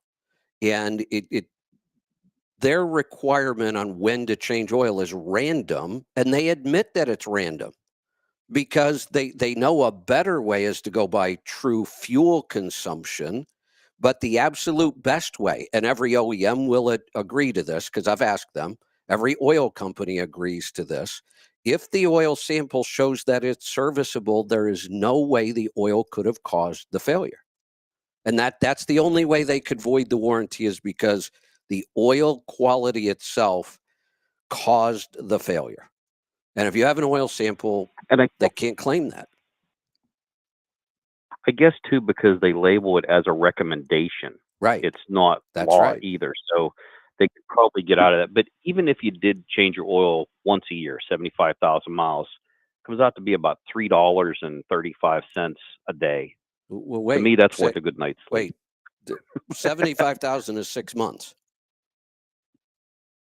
Okay. Yeah, so no shit. That's what I just got. Right. Goddamn, Eric. That's 6 months, not a year. All right, $7.70. Yeah, that's day after day after day after day. That's a lot. I wasn't a math major, Jerry. Take it easy, buddy. Are you 7? All right. Well, that answered it. That's close enough. All right. That'll work.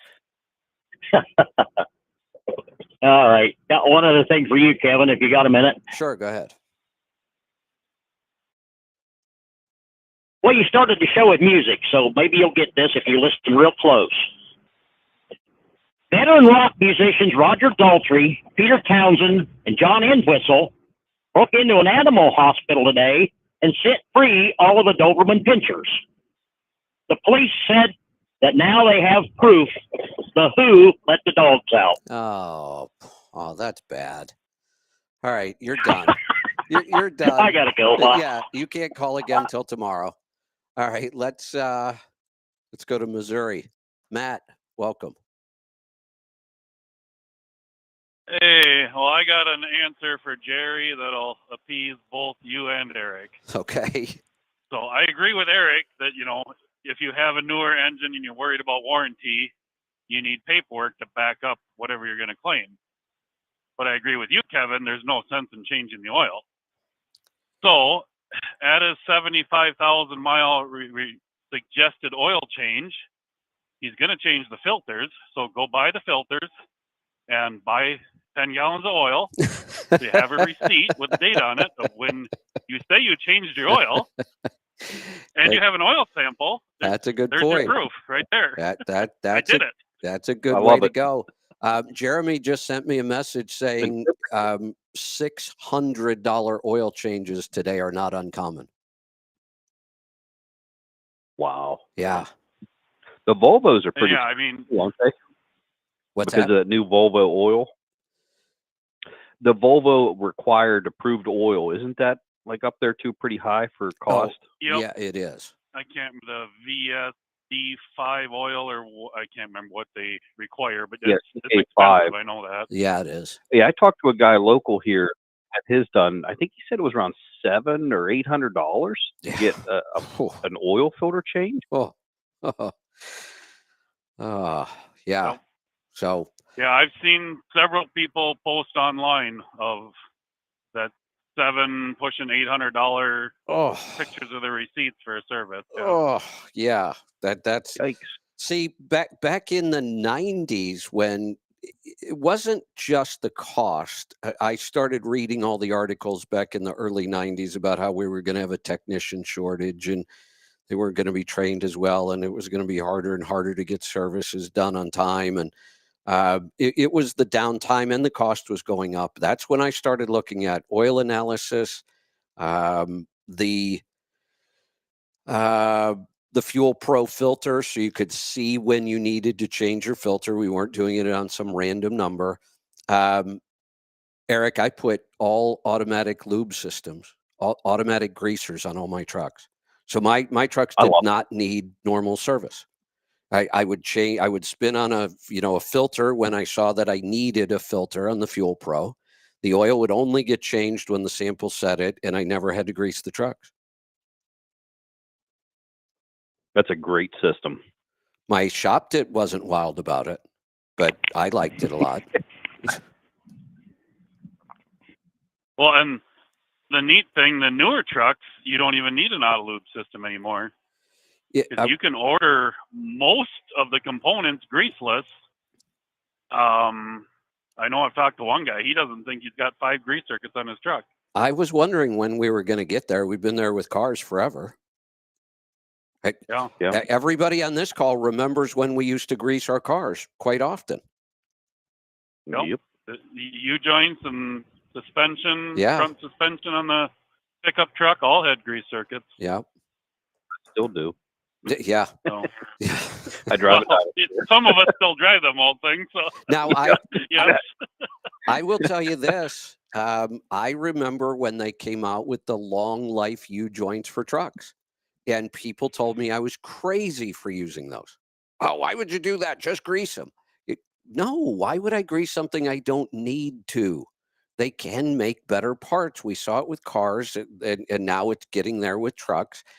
Why wouldn't we do this? These are big improvements. Those U-joints lasted every bit as long as they told me they were going to last. They called them lifetime with no grease fittings on them. I was using those longer. A long time ago. And people said, "Oh, you're crazy. Just grease them."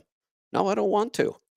That when I had the auto lube system, the only thing left that I had to grease myself was even the fifth wheel gets greased, so you didn't have to mess with that. I had to do the U-joints and the steering U-joint, and that was it. And when the long life U-joints came out, I said, "Well, I can eliminate that grease," and I did. The guy that sets up my rear gears in my race car will only let me use a non-greasable U-joint because he's seen so many of the other ones fail. So, yeah, again, the technology is definitely there. Yeah. Yeah, and when we start talking about... believe Go ahead, Matt.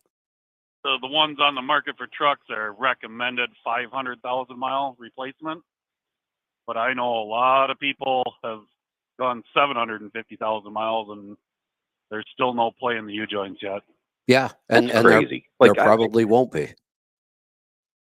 I look back and I think about my grandpa being in the trucking industry. He started back right out of the war. Yes, in 1945. Yeah. If he heard half of this stuff that was going on today, I mean, I remember I had him up until 2013. Oh, wow. No, 18. I'm sorry, 2018. Wow. And yeah, he was 93, 94, just like a week shy of his 94th birthday. And I remember talking to him a couple times and telling him some of the newer modern stuff, and him just shaking his head. Right. Man, it's so different. I'm like, yeah. I said that 2 years ago. It's so different. I couldn't imagine going back that far. Right. Right. Yeah. Yeah.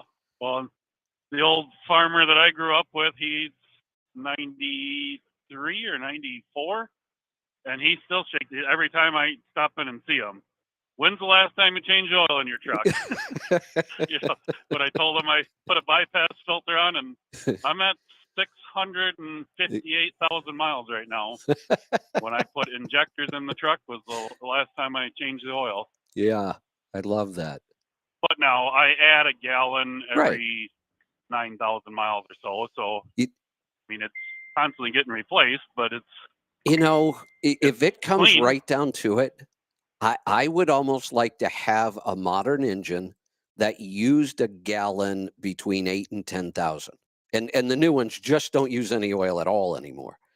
Those engines that would use a gallon somewhere between 7 and 10,000 with the bypass filter, with the OPS and samples, I've seen many, many trucks go past 500,000 miles without ever having a full oil change.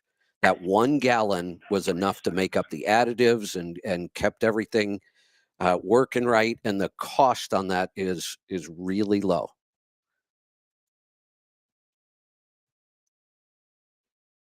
Yeah, I agree. That's So, one thing I think about with the new truck is the less service side. Yeah. Chris Cooper just sent me a picture of a 1933 Rio with 18 grease zerks. What year was that?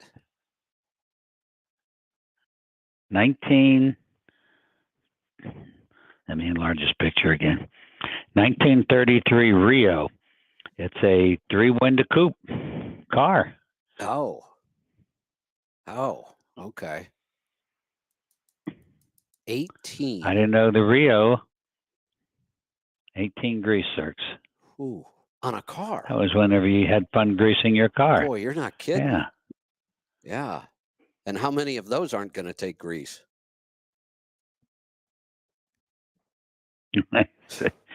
Well, that's why I always kept extra grease zerks when they didn't take it. I just put a new one in. Just put a new one on. Yeah, that's right. All right, Matt, anything else? I'll forward this to you, Kevin. Oh, okay. Yeah, I'd like to see that. Well, I was just going to comment when earlier you were talking about musical instruments and learning, and Eric said that about repetition. So this morning I listened to the new podcast just came out, Brett, Freight Nation. Oh, yeah. Brett Hunto from Truck Stop. And he interviewed Craig Fuller from Freightways.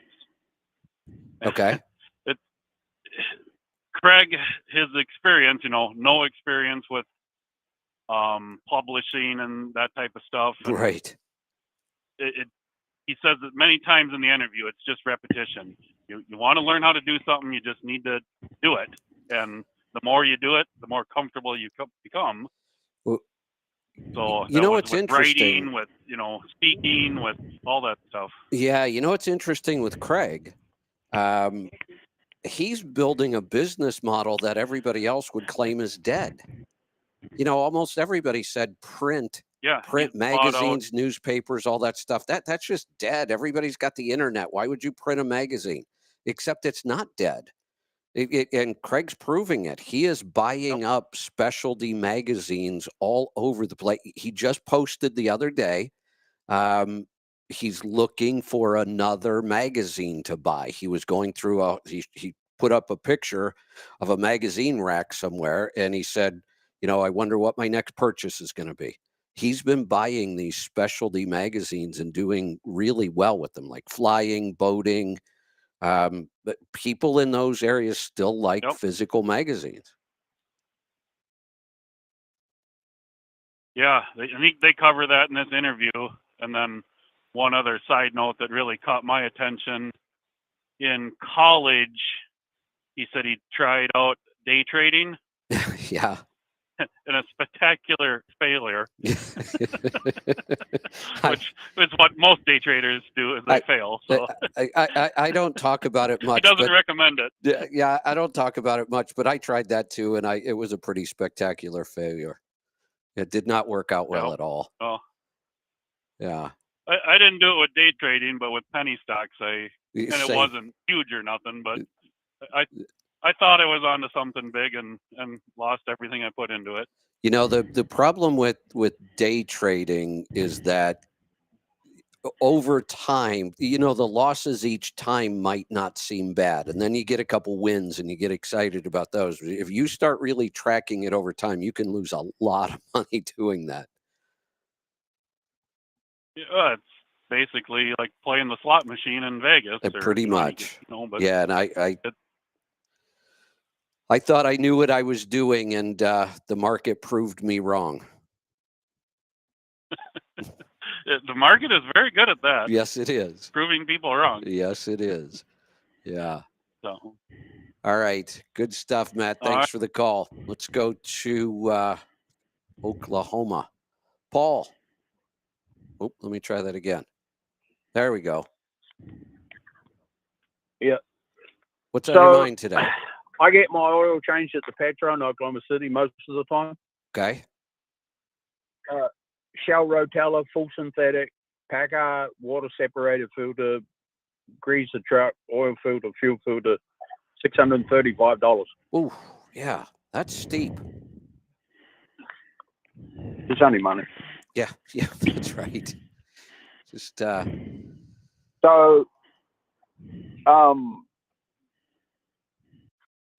when Eric said his profile came up as being a cop, I see Eric in a cop car. He's chasing somebody. Next thing, he's pulling out and going around them. I'll beat you. Yeah, that would be me. Yep. So, music, most classes that you take at school, if you get 51%, you passed, you got over half, you passed, you good. Imagine musicians only hitting 51% of the notes in the right place. Music would suck. Yeah. Does anybody at Pittsburgh Power know anything about the new 2027 Cummins engine? I'm learning about it. There's a lot of differences to it now. The newer platforms are out, but I'm still doing my research. Okay. Yeah, I watched a couple of videos the other day. I'm waiting 48 volt. I'm waiting on Eric to do the research. Look, how they heat the DPF and the SCR, and that's a 48 volt electric system. Not going to use fuel. Yeah. Yeah, Volvo went to a 24 volt system for it'll step down to 12, but it's running a 24 volt system now. Yep. So I finally got my 7.3 Power Stroke out of the shop yesterday. They put a new crate motor in it, and then a couple of weeks ago, it's got a miss when it gets up to engine temperature. Do you know what it was? It had a bad fuel injector. Huh. Yeah. Right from the factory. Crate motor. Huh. Yeah. So, but it's all good now. I probably spent more on it than more than what I planned, but I'm happy with it. So, they did hook up my boost gauge, and it'll still shoot up to 26 pounds of boost. So I'm not sure how many horsepower that is for a 7.3. Probably around 300. Oh, okay, it's good enough for a work truck hacking around. So yeah. So Because I have mine set up for, let me think here, 235. I have mine set up for around 330, 345, and I make about 30, 31 psi. So you're probably right in that range. oh, okay, yeah. So and Bruce, and you mentioned about the C12 cat. That is a really popular engine in New Zealand. There's a lot of those because you could get the C12 up until about 2007 or 8 because they had different emission rules. You could still get a C15 and a C16 in those years. It wasn't until about 2000 and they sort of skipped the ACERT thing altogether. Yeah, I think that C12 was an excellent engine. 2009 is sort of when they quit putting Caterpillar in it. When did Cat quit making truck engines? 08 or 09? No, they actually went up to 2011, 10 or 11, because they made yes for a couple of years. Oh, okay. Yeah. But that C12 was real popular in New Zealand, running around at 100,000 pounds every day, all day, and it's not a problem. So, yeah. Right, that's all I got. I'll carry on. All right. Thanks for the call. Thank you, man. Think about it. Let's go to South Carolina. This is the last call on the board. If you want to jump in, now would be the time to do it. Terrence, welcome. What's up, Kev? I got a thing for the guy with that Kenworth. We got, or Peterbilt, whatever it was, we got a brand new 567s, 2024. I don't know what the gear ratio is, but they're in dump trucks. And we had one with like 60, I think makes 65,000. It started blowing out of blow, but they don't have a blow-by tube neither, which is weird. They got some kind of filter or something, and it was blowing oil out of the filter. So they come down and they decide they're going to change this filter. So they changed the filter in the parking lot. You know, the dealership came down, it was under warranty. They changed it in our lot. The guy goes to pull it into the shop to grease it, and it starts it up, and it threw a rod right through the block. So there's a problem. There's a problem with them. Hey, and like, go ahead. Yeah, Eric, in the 2027 Cummins, aren't they feeding the blow-by back into the turbo? To be totally honest, I don't know, Kevin. I'm still hung up on the whole electric after treatment heating system. I'm still trying to, go down that rabbit hole. It wouldn't surprise me though. A lot of other engine manufacturers have done that in the past. Yeah, I think that's what on the 2027. I think the blow-by is all fed back into the turbo now. My 1999 Power Stroke has that. It has a PCV. But they actually ran the PCV gases right in through the turbo. So every time I pull my charge pipe off, it's all oily in there. Huh. That's the way they want to run them. Yeah. Yeah. Also, too, on like those Peterbilts too, I found out over the years, you always fill it up, like the radiator or the overflow, and you kept filling it, and I kept losing, and I couldn't find it. Wasn't smelling anything. So finally, I just said, you know what, I'm not putting it in anymore. And I thought, like you said, it found its level, and it's just right in the middle. So anyone having one of them where they keep thinking they're losing below, because it's right above minimum, like you think you got to add it, but every time you add it, like 2 days later, it's gone and can't find the leak. And it never goes below that point. So just someone, if anything, I got a new one on there. I just figured to let that guy know it seems like there's a problem with the MX-13, and also too, like ours, we got 12 speeds, and like this thing's maxed at 70. So when I'm doing 70 on the interstate, obviously not around town, it's just right before it's like 1490. And I mean, like this thing it runs all right, but like you said, they're gonna have emission problems with these things soon. It's just a matter of time. Yeah. I don't know what the gear ratio is on them, but I'll try and find out. But all right. Why don't you talk to the powers to be about trying the catalyst? Bruce, you know what? I did that, and we have a huge outside tank in South Carolina, and they think I'm nuts for Well, I run 30,000 gallons of fuel a week. I was like, and you'd probably have, less emission problems. And they think, plus, I'm a Yankee, so they're not going to listen to me, Yeah. Well, that's the problem with fleets. Yeah. I mean, they do. I try to explain to them, and they don't want to hear. I mean, again, they do burn a lot of fuel. We got like 70-something trucks or better, and we go through a lot of gallons of fuel a week. But I tried telling them that a while ago. The new MXs are better than the last series. I guess they changed them a little bit this year, from what I understand. So they are a little better on it. We haven't had many emission problems yet that I'm aware of, other than just that motor blowing up. But that's the thing itself. All right, guys. Enjoy the show. All right. Have a good day. Thanks for the call. Let's go to, we got some more calls coming in. Illinois. Scott, welcome. Hi, guys.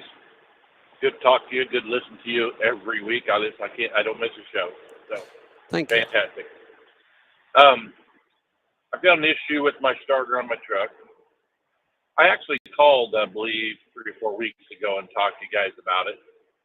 But I end up, long story short, after checking everything, new batteries, cable, everything, end up putting a new starter on it last Thursday.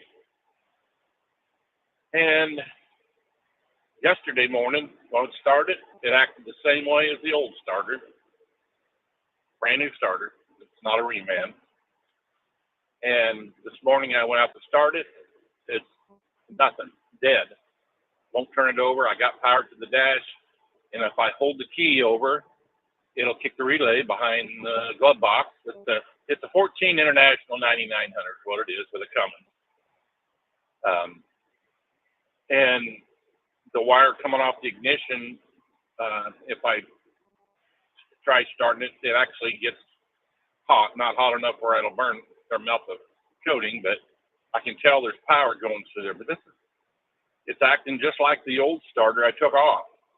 But it was fine for 1 week with no issues. And all of a sudden now it's doing the same thing as the other starter. And I have went through everything that I can think of. Or if there's an issue somewhere along the line that's causing this issue that I'm just about to pull my hair out. I don't know what to do about it. And, did you put a voltmeter on the, did you see how many volts it's drawing? No, I have not done that. You might want to try an amp meter too, or an amp clamp. You can put that on there too and see how much draw is getting pulled on that line along with the voltage drop. The other thing too is grounds. A lot of people forget about their ground straps. And electricity will take the path of least resistance. If there's a smaller weak link inside that starter and it can't externally ground, but it can do it through a chassis ground, it can burn something up or tear something apart in there. So you definitely want to make sure that your ground straps are nice and clean and secure. Add a couple. You can never have too many ground straps. Go from the battery to the chassis to the body, and then the body to the engine, and then the engine back to the chassis. Make a complete loop all through there. Maybe even add one right to the starter chassis itself, the chassis bolt right to the frame rail. Like my race car, I actually run one straight to the battery I know it's an extra couple pounds, which I shouldn't have, but to me, I've never had a starter failure or issue because of that. I see a lot of other guys that you're trying to make rounds, get up to the next line, and can't make it because your starter just puked, and it's not a good feeling, especially in a truck when you're trying to make a living. So check the grounds, and because it worked for a week and now it quit, I'm kind of thinking that maybe what happened here, that it started to take the path of least resistance, maybe shorted something out somewhere along the way inside the new starter itself. I mean, I could be way off on this, but just based on what I'm hearing for the first time, I would definitely look at the grounds. Okay, well, let me let you know a few issues, what it was acting like originally. It done that when the first time it done it, because I work road, I don't work, I'm not an over road guy, I all rocks, asphalt, things like that. But I was doing a rock on the driveway, shut my truck off while I was leveling in the rock out, went to started to And long story short, I went through over everything while I was sitting there. 3 hours later, we pull started the truck. Excuse me. And I run the truck 4 months without one issue. And then it did it again 4 months later. It's out of the blue. Pull started it, and I run it for 2 months, never an issue. And then it got to where doing it every week, and then pretty soon it just got so bad it would never start. And the new starter, it did when I turned a couple days ago. I turned it and nothing. Shut it off, turned it back on, fired right up. And then this morning I couldn't get it to fire up at all. So it's just weird. I've never had a starter act that way. And I did go over my grounds. At least I thought I did. Make sure they're all good and clean. None was corroded. But yeah, I mean, I can maybe throw a few more ground wires on it and just see. Maybe even take a new one, or even a pair of jumper cables, and just run it from the starter bolt back to one of the batteries.